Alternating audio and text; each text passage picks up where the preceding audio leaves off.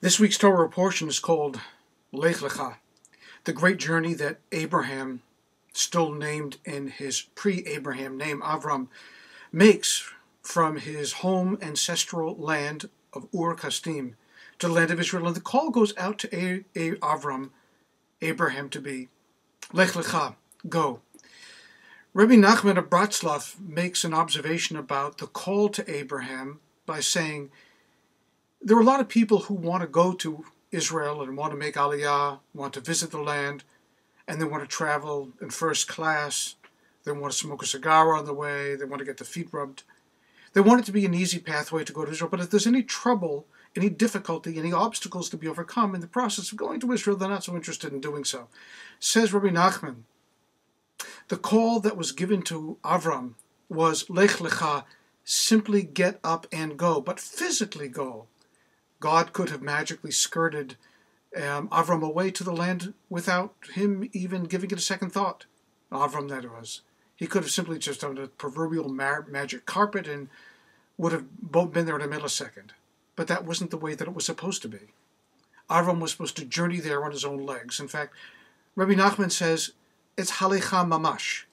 You have to literally walk with your own 2 feet, overcoming the thorns and the thistles and the stones and everything that's in your way in order to get there.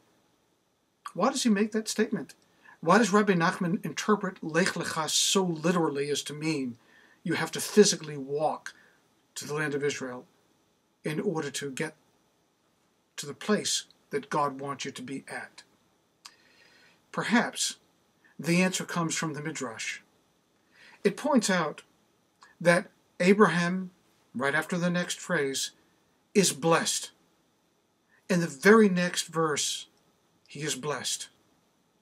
And we remember this blessing to Abraham every day in the Amidah, the holy silent standing prayer that we say, God of Abraham. God of Abraham, because we're calling upon the blessing that Abraham received. But in this next statement in the same Midrash, it says, and Isaac was blessed, but in a different way than Abraham was blessed. And Jacob was blessed, but in a different entirely way than his father and his grandfather were blessed.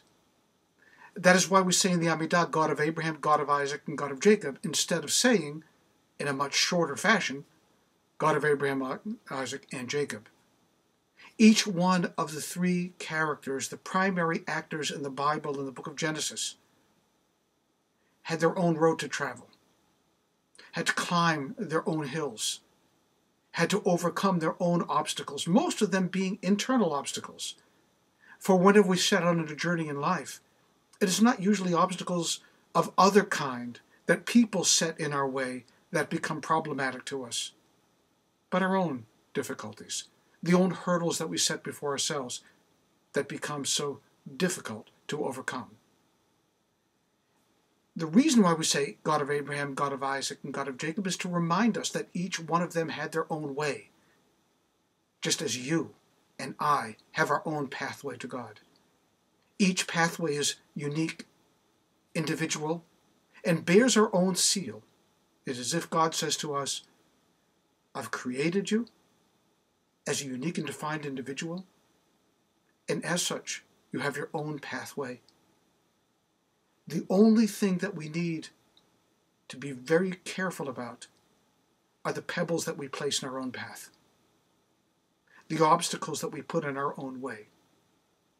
When we say it's too difficult for us to get there, when we give up too early, when we climb only halfway up the mountain and say, this is not for me. What do we miss in terms of personal growth of self? How do we miss the blessing that we could have become in the path, in our way, much as Abraham, Isaac, and Jacob had achieved? Lech Lecha.